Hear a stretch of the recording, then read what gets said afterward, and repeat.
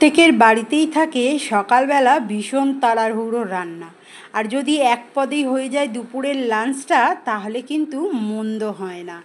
এরকমভাবে এক পদেই যদি দুপুরের লাঞ্চ ধোঁয়া ওঠা ভাতের সঙ্গে পাওয়া যায়, তাহলে বাচ্চা থেকে বুড়ো সবাই আঙুল চেটে পুটে খাবে, আর সময় লাগে খুব কম। প্রথমেই আমি নিয়ে নিয়েছি পমফ্রেট মাছ, কেটে ধুয়ে পরিষ্কার করা আছে।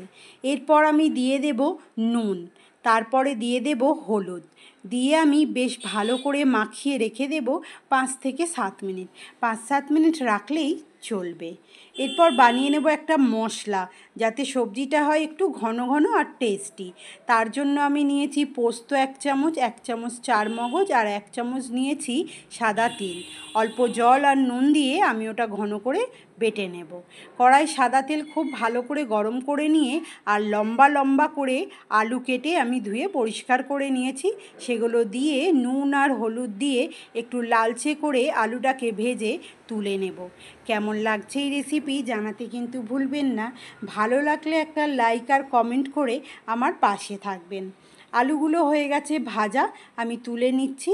আর ওই কড়ার মধ্যেই ভেজে নেব মাছগুলোকে এপিট ওপিট করে একটু লালচে করে ভেজে তুলে নেব। যদি ফেসবুক থেকে দেখেন তাহলে ফলো করে নেবেন, যাতে সর্বপ্রথম আমি আপনার ভালোবাসা পেতে পারি।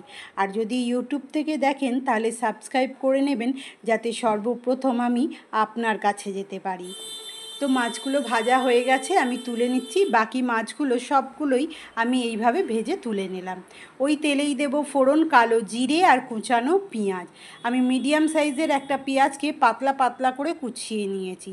আপনারা চাইলে পেঁয়াজটা কম বেশি করে নিতে পারেন।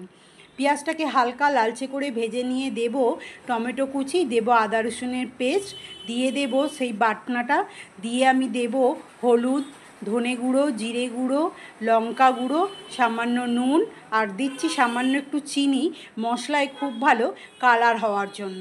এরপর মশলাটাকে খুব ভালো করে আমি কড়ার মধ্যেই করে নেব, ভালো করে কষিয়ে নেব। নিয়ে আমি দিয়ে দেব ভেজে রাখা আলুগুলোকে দিয়ে আমি সামান্য একটু জল, মিক্সির বাটিটা ধুয়ে সামান্য একটু জল 1/2 কাপের মতো ব্যবহার করেছি, দিয়ে আমি মশলার সঙ্গে খুব ভালো করে কষিয়ে নেব। ততক্ষণ কষাবো যতক্ষণ না মশলা দিয়ে খুব ভালো একটা তেল ছাড়বে। এতে করে আলুটা আগেই 20% মতো কুকড হয়েছিল, এখন আরও 40%-এর মতো কুকড হয়ে যাবে। ভালো করে কষিয়ে নিয়ে যখন তেল ছাড়বে তখন পরিমাণ মতো জল দিয়ে আলুটাকে ফোটার জন্য ছেড়ে দিলাম।